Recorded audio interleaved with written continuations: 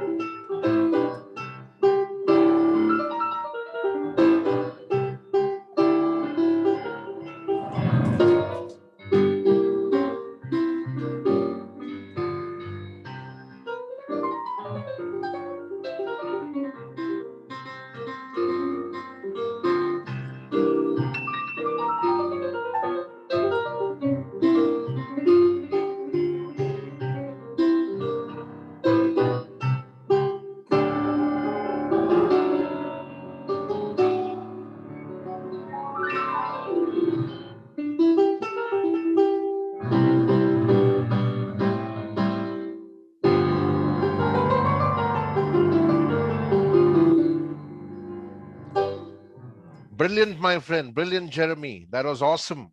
Encore, encore. And Thank I'm you. sure that everybody who's listening in has really enjoyed that piece. And thank you for playing that for us. So Thank you. I think you wanted to move to the other camera, right? Yes. So let Yes. me just get off now, and I'll join Yes, you you can in. do that, and we will wait for you, and the audience Okay. is waiting. And I've also shared the link with you on WhatsApp. So just log in from the other from Thank your you. computer, and then we will begin the conversation. All right. Thank you. So friends, Jeremy's logging in from his other device because he had just set up this device to play the music that he just regaled us with. And we shall wait for him to share late night thoughts of a jazz musician from his book, which is eponymous with the same name. So please hang in there till Jeremy joins us again.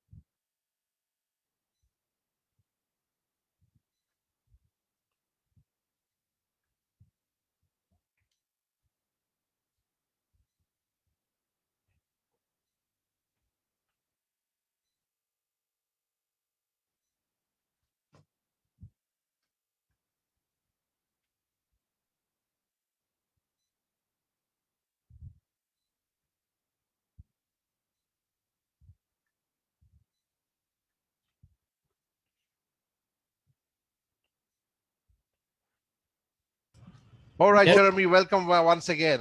Couldn't see you in the waiting room. Oh, no worries. Well, here I am.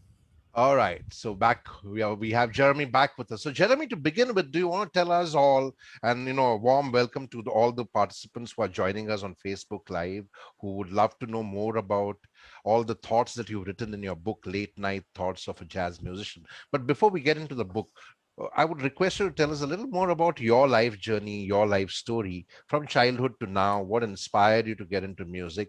So you have around 9 to 10 minutes to walk us through your life story. Sure.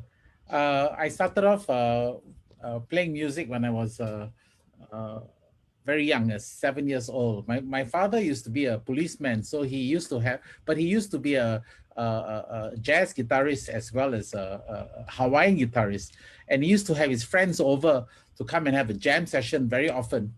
And his friend said, Monty, my father's nickname was Monty. You need to sell this lousy organ you have and get a proper piano and give your son some piano lessons, because I used to play on the organ and I could play with both hands even before I had any lessons.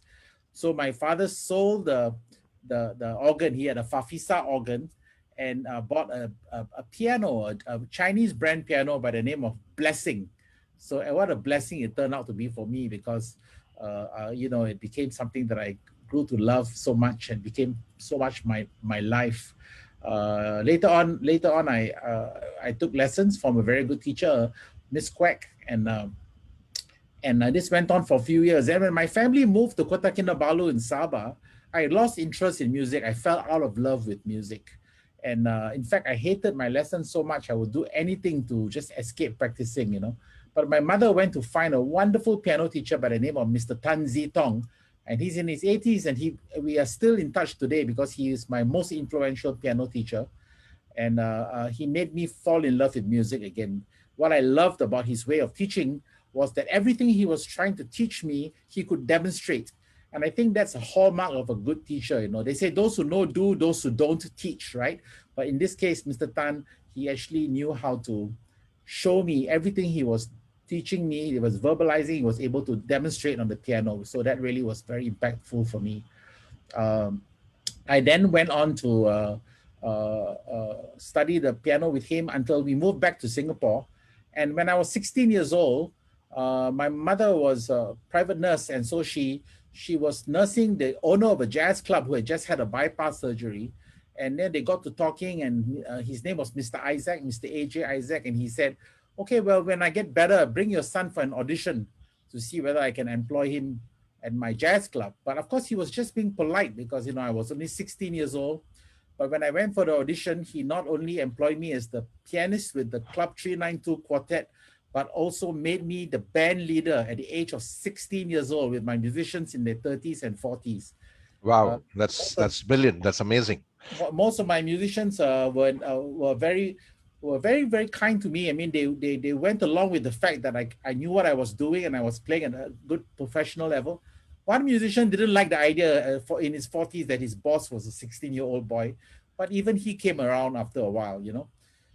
And when I went into the army, as we do here in Singapore, all males have to go through the army. You know, I was very lucky. After a small kerfuffle, after my basic military training, they lost my file. And so instead of going straight to the music and drama company, they didn't know where to send me because they didn't have my file. And because my name is Monteiro, many Right. famous doctors are Monteiros in Singapore. Okay. So Professor Ernest Monteiro was a great professor, medical professor, who went on to become Singapore's ambassador to the US. And my mother is famous nurse. My auntie is famous nurse. I have another cousin who was the head of communicable diseases in Singapore. So they went, Monteiro, okay, School of Military Medicine. And off I went to learn how to become a combat medical orderly. Wow, And brilliant. after I passed out, and I mean passed out on the parade square, but also passed out with my Geneva Convention card as a combat medical orderly. I went to an infantry unit for 1 week. They found my file and they said, "Oh, sorry, you're meant to go to the music and drama company." So off I went to the music and drama company, and 2 weeks later, we were off to perform in New Zealand. It was wonderful. I performed all over New Zealand and got experience of performing in international stages at a very young age. I left the army after 3.5. I signed on for 1 extra year because I was enjoying myself so much in the music and drama company. And then after that, I started my professional career. I started writing jingles at the age of 21 and wrote over 10 years, 700 jingles, including the national song, one of the sub anthems in Singapore called One People, One Nation, One Singapore. And I always joke with people in Singapore, even if you don't know who I am, it is a 95% chance you have sung my song in school. And so that's the connection I have with all Singaporeans. Everyone has gone through the Singapore school system. And so then I did this for 10 years as a jingle writer, continued to work hard, be a jazz musician. And in 1988, I had a chance to play on the main stage of the Monteiro Jazz Festival, which is the most well-known festival in the world because it's televised globally. So that was wonderful to get that. I didn't become a star, but I was no longer as big a stranger to the scene because there was a laser disc. You remember laser disc before compact discs and DVDs? There was this thing called laser disc, and on the laser disc, my one item for my concert was sandwiched in between an item by Spyro Gyra and the great George Benson. Right. So of course I had. So I've been just doing, playing. My life is music, and but a few years ago, I got to about 12 years ago, 15 years ago, I met a wonderful musician from who's Italian but living in Thailand, and his name is Bruno Brugnano, and he said to me, "Jeremy, where I come from, creative energy is like creative energy. It's up to you how you want to manifest your creative energy." And that started me thinking. And so what happened is that not only did I continue being a musician like I have now, I went into becoming a watch creator. So I actually these watches. I don't know if you can see. Yes. Made in Germany, and J. Monteiro watches. And I've had this company now for 5 years. Right. And then I also started writing and essays and my posts. I have hundreds of posts on Facebook with my philosophical thoughts or anecdotes or biographical stories or funny stories or whatever.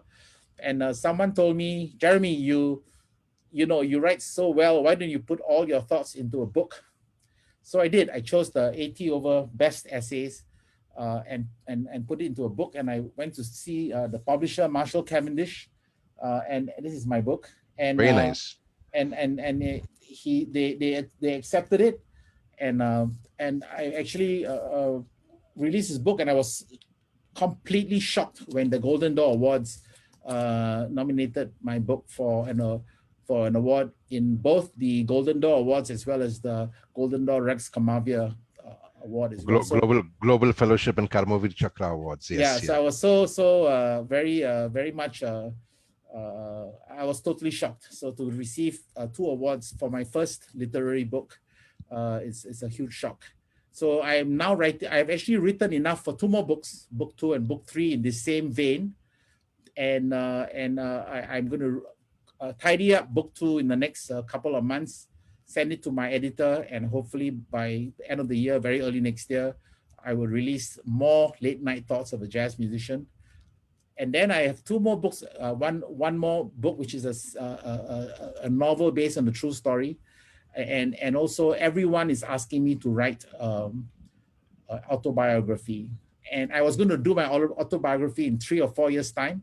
But because a very big concert hall in Singapore next year wants to work with me to celebrate my 45th year as a professional musician, they would like to make the show like a music and theater, like my whole autobiography story. So now they've asked, can you please, after book 2 of Late Nights, can you make book 3 your autobiography? So I'm thinking about sort of pushing the autobiography a little earlier and release it next year when I celebrate my 45th year. That's in a nutshell. That's my brief. It's hard to talk about 45 years in a few minutes, Jerry, as you can imagine. Take your time. We are all listening in. But that's a very interesting, inspiring life journey, because you started professionally at the age of 16 by default, yes. And it just so happened that Lady Luck was on your side. But I mean, luck, like they say, is opportunity meeting preparation. And I think if you were not prepared as a musician, that good fortune would not have happened. Yes. So you were prepared and you were ready to lead a band, and you were not just a part of the band. You were given the responsibility to shoulder the responsibility of leading the band, and then having much more older musicians who had to be led by you. You had to win their trust. You had to win their respect. So how was that feeling? Well, it was not very easy because, being the band leader, I remember that there was one member who would always come to work about 10 or 15 minutes late. Right. And then the owner of the club came up to me and said, Jeremy, you're the band leader. You're responsible for the discipline of your musicians. So, you need to tell your musicians to come on time. So when I told him, can you please come on time? He wanted to beat me up because, I was a young boy telling him what to do. Who's this upstart to tell me that? Yeah. So luckily the drummer was actually he really wanted to beat me up in the back of the club. And luckily the drummer was about 40 meters away. And he saw that this fellow was about to, beat me up. And he ran over and said, hey, listen, don't pick up. Because I was believe it or not, I was very puny when I was 16 years old. And so he ran over and told him, listen, leave him alone. I mean, he's right. You're always late. And, his job to tell you to come on time.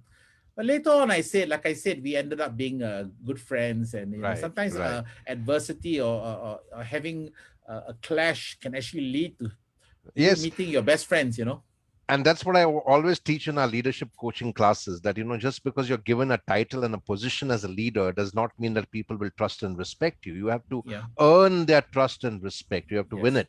You can't command it. You can't demand it. And I think that's a great example, because you had to, as a 16-year-old boy, you had to earn the trust and respect of men and musicians who are much more senior than you. So I think that's a great life lesson. So Jeremy, I mean, what are these watches? How many watches do you make and sell in a year? Well, it's a couple of hundred. It's a little bit of a boutique watch. It's not very expensive. They only R- sell for about 500, $600. I Right, wanted to reach a particular segment in the market that's underserved, right. because so actually it's positioned in between the Tissot quartz and the Tissot automatic watches. So Okay, it's priced right in the middle, where there's no one really fighting in right, that particular space. So that's really what where it is. And we at first we got the watch is actually, my partner is actually a very famous watchmaker. He has an award-winning watch, which is known all over the world. right. Azimuth Watches is a famous Swiss brand, and he came to me to partner to do this watch for different segment of the crowd. I mean, his Azimuth watches sell from 8,000 to 150,000. So for him to want to come and do a $500-600 watch is a big honor for me. And Right. and so and we found a nice factory in Germany willing to make it for us. And I've gone to visit the factory once, and nice people that are doing the work, and yeah. So it's sort of a hobby. It makes a little bit of pocket money. It's not really a huge conglomerate yet, but you got to start somewhere, don't we? Absolutely, absolutely. All great journeys begin with one small step, Yes. right? Yeah. And I mean, the watches, I think, is more about your creative expression rather than just a business model. And I think that's what you bring to the table, no matter what you do, whether it's music, the books, watches, or whatever else you do. You bring a lot of creative energy to the table. And I Yes, I look think for we spoke about this before, Jerry. yeah, yeah, And I mentioned that creativity is like stem cells. absolutely. It doesn't know whether, like a stem cell doesn't know whether it's a lung cell or a kidney cell or whatever. But when you apply a stem cell to a particular organ, it will immediately take the function of a liver or a lung or a. So similarly, if we take our creativity as having no real description, Right, and choose our creative energy, whether we want to channel it into composing music or writing music, or as a jazz musician, it's like really you're doing instantaneous composition on a second by second basis. And then whether it's working in watch creation, I won't go so far as to call myself a watchmaker, because that's a very special title that I don't deserve, but I'm a watch creator. And then of course then in writing, I used to write actually back in the right. 90s. And writing is quite a Yeah. uh, accomplishment, because it takes a lot to sit down and put pen Yes. to paper and get your thoughts out, then get your Yes. thoughts out in the right way. Yes, and I used to write in the 80s and 90s. I actually used to write for Car and Driver magazine. I used to do CD reviews. I used to write occasional stories from for local paper, but it took me too long. So a simple story would take me 2 weeks to do. So it was not productive. So I went after more low-hanging fruit, easier gigs that could earn money faster. But Right. recently, I can sit down in 10 minutes and write a 2-page essay. For some reason, I've been blessed with this new ability. So why not, right? Right, because the more you practice, the more you excel. I won't say practice makes perfect, because perfection is the biggest lie of the world. Nothing can be perfect, but the more you Exactly. practice, the more you excel. And you, as a musician, know that. You can never think that you have arrived. You have to Yeah. practice daily to stay on Yes. top of your game. And I think that's another great life lesson for all our young or people in the audience who are Yeah. watching. You've been one of our mentors for the Mojo Spiritual Life Leadership and Learning to Learn Success Summit. And many young students from class 10 to graduation are now attending the sessions on Teachable, and they've been inspired by all the mentors that we curated from all over the world. You are one of the mentors, and I think this is a great life lesson. Coming to the books, I was inspired to write stories, true stories of real heroes, ordinary people who are doing extraordinary things to make a difference in our world. Those are the kind of stories that I write, and I was inspired because many of these heroes are unsung, because mostly in the world, we think Hollywood movie stars or Hindi movie stars or sports stars are the heroes. We don't realize that the heroes are the ordinary everyday people who are making a big difference in our world. And I consider myself to be a historian for the unsung, unheard, uncommon heroes. Very ordinary people. Some of them have never even gone to school or college, but they are doing big things. One of them has moved a mountain, Dashrath Manji, who also inspired me to start the Rex Karmavir Global Fellowship and the Karmavir Awards. Yeah. And you are one of our recipients. And then there's Lakshman Singh, who's transformed over 500 villages from wastelands into wetlands. So those are the kind of stories we tell in the Karma Kari books. And I remember, in a press conference, I was told by one of the journalists that who will read your books? Because who wants to read about ordinary people? Why don't you write about celebrities and movie stars? And I said, they don't really inspire me, because Yeah. most of them are not doing anything path-breaking or extraordinary to make a difference in our world. These people are, and I want to tell their stories. And the rest, like they say, is history. The books went on to become bestsellers, and then we signed Asia's biggest book deal. Now, what I want to ask you is, Jeremy, what inspired you to get into writing? Because you're a musician per se. Of course, you have a lot of creative energy, but writing is a very specialized task. And you said that yourself, that you couldn't write, you know, it would take you many moments to pen your thoughts earlier, but now it's easier because you got into the practice as a writer and author. So, what inspired you to put that down? Late night thoughts of a jazz musician. Before we go more into what the book is all about, what is the inspiration? Well, I'm very lucky that my grandfather was an English teacher at St. John's Institution in Kuala Lumpur, and he also wrote an English textbook, and he wrote beautiful poems. And so when he lived with us in his older age, I had a chance to be tutored by him in literature and English and so on and so forth. So actually, he planted the seeds of my love for the spoken and for the written word, and for later on the spoken word as well. So I actually found a kind of a secret recipe that helped me with my composition. And that is the ability to silence my mind and be very quiet. Because I believe that the voice of inspiration is silence. Right. And if you can actually find yourself being able to go into this silent space, and it means an inspiration will walk in the door if you allow yourself to be quiet for a long enough period. So the problem with nowadays in modern life, we are so distracted. I mean, it's so hard to switch off my phone when I'm practicing the piano or writing a tune, but I have to force myself. And when I do it and I sit down at the piano, for example, and I just practice and I doodle, and I just, after a while, when there's enough silence, not always, but sometimes inspiration will walk through the door and join me in my creation. And so then I found that I could apply the same thing when I was writing. So I the beauty about the handphone is that I started using the notes function on the iPhone.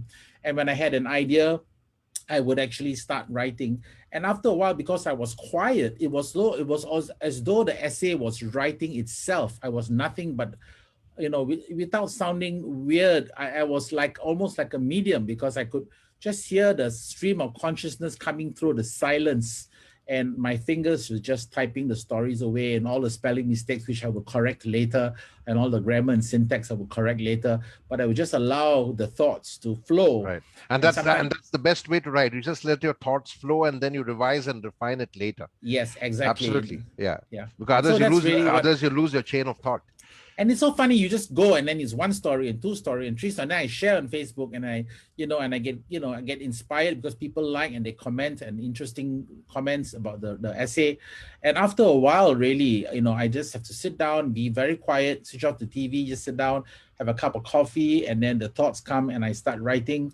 And it's this meeting with silence, and this ability to enjoy silence and being alone. I love my solitude, and solitude is completely different from loneliness.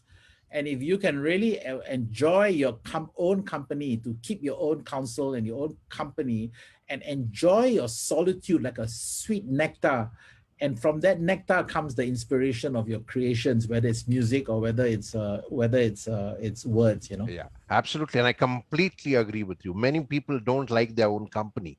And you're so right. Solitude is not loneliness. It's about enjoying your own company, having a relationship with yourself, and just being with yourself, going deep into the recesses of the wilderness of your mind, and letting the thoughts and insights flow. And Jeremy, that brings me to my next question. You are a thought leader because you love to share thoughts about not only about music, but also about people, because you love human existence and you love to observe human behavior. And it's amazing how I connect with this, because in my earlier days as a teenager, I mean, I'm now like a full-time life coach and a business coach and a corporate trainer and a professional speaker. But in my earlier days as a teenager, I used to go and sit in a hotel called the Taj Mahal in Bombay and just watch people and how they behave, you know. And I would sit there late in the night, I mean, I was not performing there or anything. I would just go there and, have a cup of coffee and just watch how people behave, the way they carried themselves. And just by the way a person walked or carried himself, you could tell us so much about the person. So you as a musician, I'm sure that when you're playing, in the nightclubs, etc., you come across so many people in the audience. How what are the behaviors that you look for? Well, the thing about it is like, unlike my younger years, I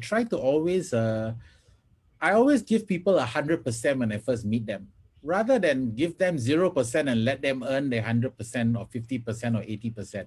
Right. So I would give them 100% and allow them to deduct, Right. by the behavior Or stay there, or stay there. or stay there. Yes. And I think that I try to practice a very non-judgmental way of dealing with people, because at the end of the day, all of us are flawed. Absolutely, There's we are no all. such thing. There's no such thing as a perfect person, right? Absolutely, it's like I said, perfection is the biggest lie of the world. Yeah, But and so we just understand that the cumulative thing about this the person's good attributes, not so good attributes, his sense of humor plus his cynicism, and this is the makeup of every person, and you just learn to accept people for what they are. Because I bet you when people look at me as well, they may like parts of me, but there must be parts of me that annoy the hell out of people. and what would those annoying parts be? since Well, since you ventured to go over there. Well, I think that is in the eye of the beholder. And, Right. some of them are my friends, so they might actually say things to me like, Jeremy, you have this habit of repeating yourself, So, but, this is I think I'm making an excuse. I just turned 61 in June. Right. And so I'll make it as an excuse of I'm one of the young old people, So Young old people. So forgetfulness is an attribute of my age group. Right. So friends reminds me that a lot of your friends, fans, and media globally, they call you the king of swing. How does that title kind of befit you, and how did that title come into being? Actually, it's very interesting. The first press that actually called me that was the Japanese English newspaper in Japan. Okay. And they are the ones, so the first call me king of swing. Okay. And then after that, the Malaysian press picked up on the mantle and they started using it. And then the Thai press, and then only later on, the Singapore press started calling me Singapore's king of swing. So it's not a title that I gave myself, but it was some originated because I used to play in Japan very often. So it was bestowed upon you, yes. Yeah. So I mean, of course, I don't think I'm king of swing. There are a lot of very young, great jazz musicians in Singapore who I consider to be even much better musician than I am. But since people give that to me, I use it as a marketing handle more than anything else. and that's your humility and modesty and good grace to kind of appreciate other musicians, and I must kind of commend that. But I think the title befits you because I've seen some of your performances, and you bring a lot of energy, a lot of jazz to the stage. Yeah. I mean, to be a jazz musician, you need a lot of chutzpah, you need a lot of energy, you need a lot of stage presence, you need a lot of showmanship, and I think you have all of that with you. Thank you. You are a swinger. So Jeremy, tell us what are some of the late night thoughts that you've written in the book before we go into reading some paragraphs. What are some of those thoughts? You have 80 essays, you said. If you could tell us how you've broken those essays. Are they broken into different kind of genres, or are they just random thoughts and musings? Actually, you have hit the nail on the head. The book was originally called Random Thoughts of a Jazz Musician. Right. Originally. And in fact, it was put so early on Book Depository. If you search for me on Book Depository in the UK for late night thoughts of a jazz musician, Random Thoughts of a Jazz Musician will pop up. But it's the same book, don't worry. Right. And okay. and so it's exactly that. And I love the whole random thoughts concept. If you remember the book Chicken Soup for the Soul, right? Absolutely. Or for example, Don't Sweat the Small Stuff, It's All Small Stuff. Right, absolutely. So I wanted to write in that style, essays and I wanted to jump from one thing to another. So on one essay might be a biographical story, another one might be a funny story that going on the road that something happened, another one might be a deep thought philosophical thinking that I have about life or the economy or politics a little bit, not too much, and whatever thoughts I have, I would just go from one random thought to another, and so so certainly. Then my publisher said, "Look, Jeremy, you're always sending me your scripts at 2 in the morning or 3 in the morning. So why don't we call it?" You sound like my long lost brother. That's what I do also. Yeah.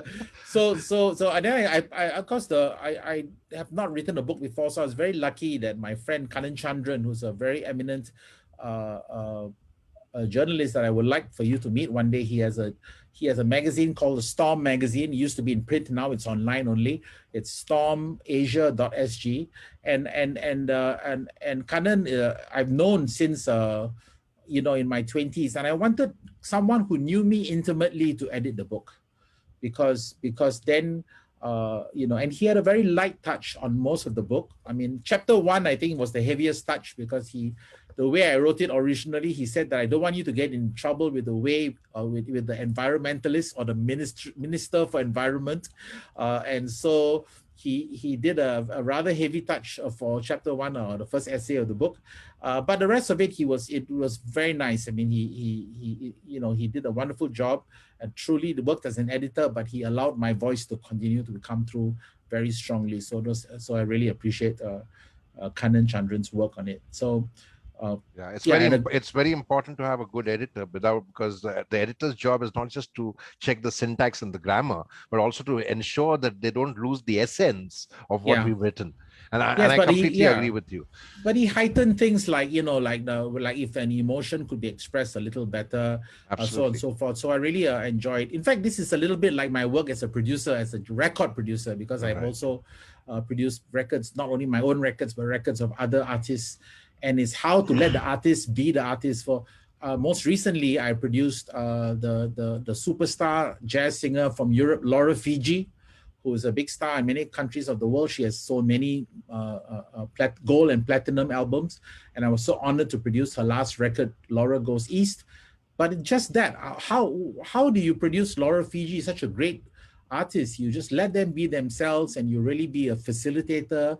You encourage them, you make them feel better than they actually are, so that they can bring out parts of themselves that are in there that maybe with someone else that they are so afraid to share their vulnerability. They're actually willing to raise and expose their vulnerability, and it comes through in the way that it's been singing. And I think an editor has got the same function as a producer of an album. So kudos to my editor, Kanan Chandran. So great job done by Kanan Chandran. Yes, brilliant. So yes. So great. So they are random musings basically. So you've not clubbed them into separate subtitles, kind of a thing. The one of the things which I wrote about on Facebook and on LinkedIn is that the thoughts range from fond reminiscences that tug the heartstrings to funny stories that will evoke huge guffaws. So can you tell us a few of those guffaws first before we get into the thoughts that tug at the heartstrings? Well,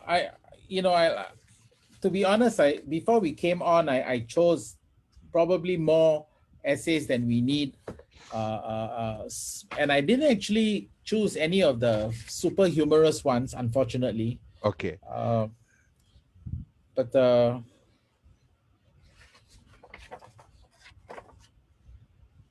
Unfortunately, for some reason, because I guess the mood I was in, I'll tell you one story that's maybe very funny, called The Heckler, which is chapter 34. Okay. And this is called the Heckler. And so I was actually playing.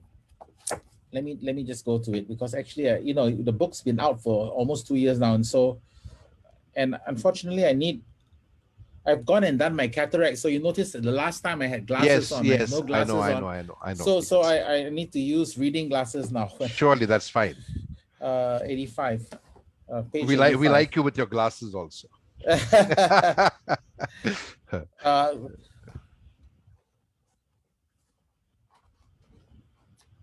Yes. Okay. So one time I actually went to play in a two piano concert with the great German pianist Christoph Sänger, and with my friend, the American drummer Sean Kelly on drums, and we played at the now defunct Sultan Jazz Club or Sultan Right. Jazz Club here in Singapore, and there was this lady that just kept on heckling and you know uh, so I was telling my story of my song Life Goes On and what inspired me, and she shouts in a very heavy Oxford Surrey accent, uh, but with a dash of a Chinatown accent as well, a kind of a weird tapestry, and she says, don't talk, just play music, and then so she kept on just heckling me all the way, it was very difficult and to continue with my story when I had the heckler, and uh,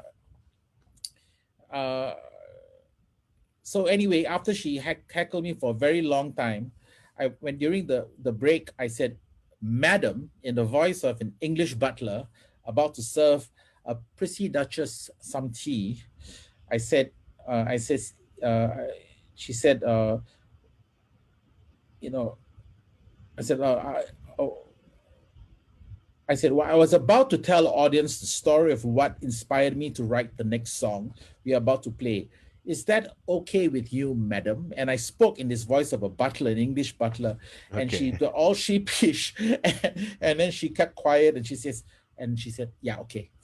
And so there was one of those. I guess you have to read the story, or I have to read the whole story for you to get the whole effect of why that is funny. But Surely, that's I one of the most yes. one of the most one of the things. Then I, like the silly youthful pronouncements we used to make. This is chapter 23. When I say, I used to say silly, idealistic, and arrogant pronouncements like, it's all about music. The music first, everything else comes second. Unless I realized I was completely erroneous in my thinking. And that's how much rubbish I used to spew when I was younger.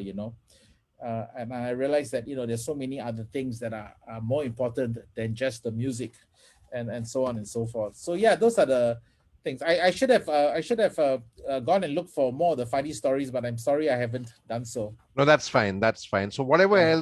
else you want to read before we talk a little more about your book and music, if you want to Well, read a couple of paragraphs more okay. Let me besides the most heckler. most of the ones that I will talk about. I'll read one or two paragraphs, but allow me to read one short essay in Surely. completion. Please go ahead. And then I think this is called a love letter. See, everyone gets interested the moment I say love letter, right? So here's my essay, a love letter. In love, I grow more in love with you all the time. Although you've been in my life for more than half a century, my love for you grows stronger all the time with each passing year. I always learn something new about you, which makes you unceasingly refreshing and interesting to me. My love for you grows with each passing year. Even though you sometimes frustrate me, and although I often don't understand you, after I take a walk and come back, I'm ready to try and make it work again. In all honesty, there were times I did doubt if we could go on together. How silly of me. You're often with me as I fall asleep, when I travel around the world, when I'm happy and when I'm sad, when I'm well and when I'm not, when my pocket is empty and my pocket is full, when I'm playing with you alone or when I'm listening to you, when I have you to myself or when I'm sharing you with my close friends. Through it all, even when you are in the hands of another, you never cease to amaze me and bring me joy. Some 5 decades on, and I'm even more convinced that this is going to be a lifelong relationship. Thank you for all the joy and fulfillment you bring me. Music, I love you now, and I always will. So was it dedicated to music, or was there somebody else who Well, was in mind? I try to personify music, Uh, because Rumi did that, right? Rumi right, tried to personify the divine. So right. in the same way, I try to personify No, music. but I understand that it's dedicated to music. But was there someone else in mind also that it was dedicated to? Not really, no, no. You get with to be a all certain age. with all candor. No, Okay. I'm very lucky. I have a wonderful wife, so I have no complaints. But in this case, I was writing a love story to I won't say To my first love. I'll get killed. My one of my main loves, which is music. Excellent, excellent. And to tell us a little about your family. Well, I have a wonderful wife who I met when I was we were friends. We became friends at the age I was 14. She was 13. In Okay, wow. church choir, and she used to always water the parish priest's orchids, and I used to pretend to be interested and also help her to water the orchids because I just wanted to hang out with her. Right. We started dating when I was about 18, 19 years Okay. old, and Okay. got married very young. So we have one son who's studying to do a master's in psychology. He's actually an expert in the field of addictions, Oh, wow. behavioral addictions. Yeah, Excellent. And what's his name? Varian, And what is your wife's name? Josephine. Yeah. Josephine. Excellent. So they are very supportive of your music and all that you do. Yes, I mean, it's they grew into my career, and Right. the dynamics has of course shifted back and forth, but it's like so much a part of our lives now. The way that I have to sometimes be totally consumed with music, but I really think it's very important. I've actually started to carve out quality time with both of them, and in the last few years, maybe last 10 years actually, I find that that life has become better because I have a better balance between my obsession with music and my time I spend with my family. I think that's very important. Very nice. Brilliant. So you have a great life, play, work balance. Yes. Most people talk about work-life balance. Yeah. In my book, I've said life comes first, play comes next, then work. Because only when you're on top of life, you're alive and thriving, and when you're having fun with yourself and enthusiastic, can your work be more productive. I've seen you very dedicated and passionate about your work. And most of your songs are chart busters. They're doing very well on iTunes, etc. And I'm sure that many awards, maybe even a Grammy, will come your way soon. But how would you kind of balance the play now that you're writing more books? How would you balance that time for your music and for your books? Because both of them require dedicated focus and concentration. But my first love, I've even been invited to participate in politics. But I really find that certainly I have to be able to have music as the center of my life. Right. Everything else revolves around it. Right. So definitely, whenever, let's say, my other things I do start to encroach on my music space, I'll push back. And so, but I do have a lot of space, where I'm not working on music. So then I'll sit down and do my work and write my books or work with my partner on coming up with a new design for a watch. But I'm definitely a musician before anything else. So everything else I do, I sit on various committees, helping wherever I can, especially with like whenever they want my opinions about policy for the arts and so on and so forth. But end of the day, if that takes up too much of my time and I can't be with my music, I become very grouchy, and then you will see a different Jeremy. I'm afraid, Jerry. Right. Because you're also a music educator, because you do lectures in a few colleges on music. Yes. So that also takes your time. So you really need to have a fine life, play, work balance. Yeah. So that Jeremy does not get grouchy. Yeah. No, actually, it's true. As I grow older, I start to push away things, and I sad to say, push away people that actually are draining my energy. Sometimes people they are alluring to be around, but you realize after a while they sap your energy, and they don't help your mental well-being. And so you ask yourself, why do you like hanging out with this person? Absolutely. And you just have to push them away and as gently away as possible, or stop contacting them so much.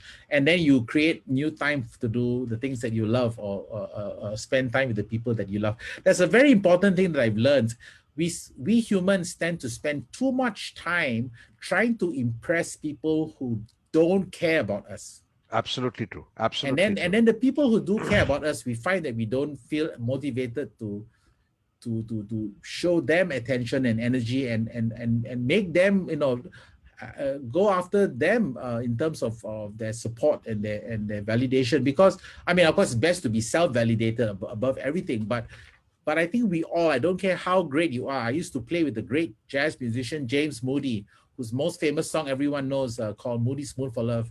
There I go, there I go, there I go, there I go. Da, da, da, da, da, da, da, da, da. So he actually,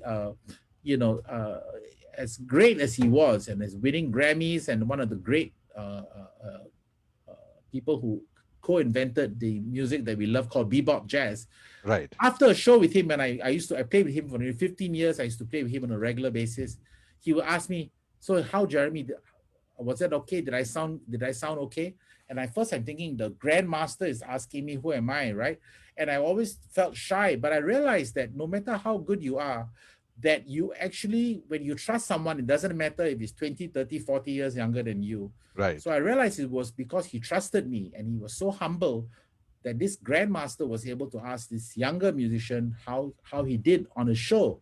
And I learned to always say, Moody, you sounded wonderful, you sounded great, because he always sounded great, And actually, I have the same attitude with young musicians now. There are a few young musicians who don't realize it, but I actually value their opinions and, that I value them, liking what I do as much as I do some of the great masters. And that's a great life lesson. I have a full book on this called The Ninth Habit, about how great real leaders, effective leaders, actually seek, value, and celebrate feedback, because feedback is the multivitamin of champions for continuous improvement.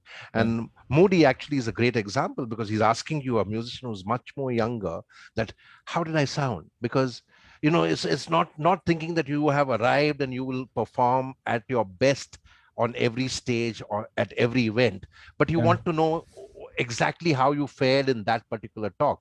So it's like, I roll out NPS, Net Promoter Score, after every talk, that what is the rating you would give me on a scale of 0 to 10, and if it's anything less than 9 or 10, what is the reason that you didn't rate me at 9 and 10? Because only 9 and 10 are promoters, 7 and 8 are passives, and 6 and below are detractors. So that's how the Net Promoter Score works. So I roll that out after every talk or every coaching workshop, because like I said, feedback is the multivitamin of champions for continuous improvement. Yes. And I think that's a great life lessons for all of us who are there in the audience listening in on Facebook Live, especially the youngsters. And I think it takes a lot of security and maturity to seek feedback from somebody who's younger than you. Yes. Whether as a parent you seek feedback from your children, whether as a boss do you seek feedback from your direct reports. And I think that's a great life lesson. Thank you for sharing that, Jeremy. So Jeremy, tell us, what is your autobiography called? Oh, I haven't come have up with have you decided? No, the I title? haven't, because when I met with the people who are producing my 45th anniversary show next year, right? Ended up that we talked a lot about my life and actually found many interesting stories that came up at the last lunch. We are now into a sort of semi-lockdown in Singapore right now as well, the last 3-4 days. So just before the semi-lockdown, we had a chance to have lunch together, and all the ideas were flowing, and I think it's for sure I will do my autobiography after book 2, after the second book of Late Night Thoughts, because of it. I want it to be released. It'll be around September next year, right? June to September next year. So I would like the book to be released just before, during, or just after that particular show. Brilliant. So I'm still thinking on that. I look forward to reading the autobiography, and I hope I'm there to celebrate your 45 years in music. I hope next so. year. I hope yes, so. I would love to be there. Probably award you again on that stage to celebrate your 45 years, because we've so far given you the bronze, I don't know, I think the silver medal, but many more awards awaiting Jeremy in the Rex Karmavir Global Fellowship community. And we would love to have you on our stage also very soon, as and when things open up. I hope we can travel soon and visit you in India for sure. So a few people have asked me if they can kind of work on my biography, and though I have not yet agreed to go with anybody, I've thought of a title, and I'll tell it to you and everybody else for the first time. The title is Once There Was Me. Because that's all that Nice. is left of you after you go, right? So Yes, yes. that's the title I've chosen for my biography. Very So good. are the preparations on for your 45 years celebrations? Yeah, so we had our first meeting and we, talked to a potential producer because I think we want to make it rather than just a straight concert. Right. Of course, music will still feature it. We want to create a nice visual experience of maybe old videos from my previous TV performances in my 20s and so on and so forth. And just weave the whole story of, and all the other thing about it is that to talk about the story about how I've worked with younger musicians. So the young musicians that I work with, the musicians of my contemporaries, my own peers, and then also my mentors who are still some of them are very active. Like one of them is Luis Soliano, who's a great drummer and singer who I still perform with on a regular basis. He's 78, 79 years old this year. And so we still perform very regularly together. So I really want to have an opportunity to feature him on the show as well as sort of the whole Excellent. time Excellent. continuum of my entire life, So I'm very lucky because being 45 years in the scene, starting in 1976 in December, I've seen a lot of different musicians come and go. Some have contributed so much, and so many life stories, not only Singapore, right, or globally. I've met so many wonderful, like for example, and I really felt very touched that you called James Moody, you call him Moody, and because his friends and family don't call him James, and you instinctively refer to him as Moody, which is no one does that. So we have a very interesting connection. Great, thank you for that. Yeah. And how was the entire effort of getting your book published? Because you're not a published author before. How was that effort, and how smooth was it getting Marshall Cavendish to publish your book? So Marshall Cavendish has been attracted to. I have a certain amount of notoriety in Singapore, having been awarded the highest award in the arts in Singapore, known as the Cultural Medallion. Yes, I saw that. And so they have been wanting to release books by people who have got sort of universal that people know them well across in Singapore, particularly, and I have some certain pockets of recognition around the world. So basically, that's one of the reasons, the impetus for them to work with me. And when I sent them the first few essays, and they said, "Yeah, this is great. Let's do it," And they were very comfortable with Kanan Chandran as well, because he's a journalist that's been writing since the 1980s. And in fact, Kanan followed me on my European tour in 1988 because Wow. and I did probably had Kanan was embedded into my entourage traveling for the show before the word embedded was even invented. Right. For a journalist, and so he traveled throughout, and he, not only did he have the opportunity to cover my concerts on the European tour, especially leading up to the Monteiro Jazz Festival performance on the main stage, he also had a chance to meet and interview and review other artists performing during the festivals that we were at. So it was a very good trip, and we got to know each other very well on the trip. Excellent. So to conclude, Jeremy, would you like to read a couple of more paragraphs from your book and show the audience your book, please, like I'm showing mine? And please, my request to all of you who are watching in and listening in, please do buy Jeremy's book. It's available at all bookstores and on Amazon. So please do pick up Late Night Thoughts of a Jazz Musicians, and you will get flooded with all that jazz. So over to you, Jeremy. A couple of paragraphs that you can read, and then we shall close. Right. Let me actually, rather than let me do a sort of abridged reading of one chapter on impermanence. And I love reading about the writings of Buddha. I think that Buddha never intended to start a religion, right? So basically, if you remember, when someone went up to him and asked him, "Are you an angel?" He said, "No." And "Are you a god?" He says, "No." And then, "What are you?" He says, "I'm awake." And and so I love reading Buddha, not for any religious thing, but just the wonderful pure teachings that he had about life and how to live life. So let me just read from there, okay? Sure. The last chapter of the book, actually, it's called Impermanence. The concept of impermanence as taught by Buddha is a great lesson to learn, no matter what religion you practice, or even if you don't subscribe to any religion. Impermanence is an important concept to learn because no matter how good or bad our life is today, it is not permanent. If we are suffering, scorned, rejected, sick, or in a bad period of our lives, one day it will end. We will get accepted another day. People will love us, or if we are ill, we will recover, or we will pass on. No matter what, everything will end. If we're in bliss, we find ourselves with a lot more money than usual. We are in love, or we're being adulated. One day it will end. The key is to find equilibrium and equanimity, and also find the balance in experiencing joy without clinging on to it. If we are in our center and practice acceptance as we work towards creating a good life for ourselves, then although we will know how to enjoy the high points and savor them, we will also know how to find equanimity even in the face of less than ideal situations. We are And human. absolutely. We will all get old, sometimes get sick, and we will all die, and we will exit this physical life. A state of acceptance does not preclude us from grabbing the opportunities to get out of suffering when we can, either by seeing an opening and escaping from suffering or breaking the chains that bind us to suffering. We can slowly practice achieving this equanimity in simple things, like a traffic jam, for example.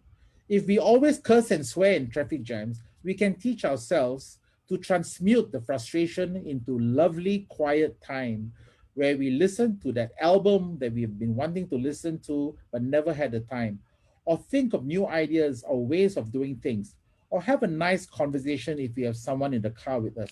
Try it, it works. An important thing is that in moments when things are going right, we must be careful not to become prideful or conceited or suddenly start treating people badly. Because if we are nice in the moments when everything is going right, people will not be nicer to us if and when things change for the worse. If we behave like, excuse the English, if we behave like an ass when all is good, if things turn bad and we fall, people will just turn away and the fall will be harder and lonelier. It's easier said than done. I often forget to watch my own pridefulness when I was flying high in the past. Writing this serves more as a reminder to myself than as a lesson for others. Very nice. And it completely resonates with thoughts that I've written in my self-help book, which is called Mojo's Inspirator. And in that book, we also say the same thing, that nothing is permanent. Yes. This too shall pass.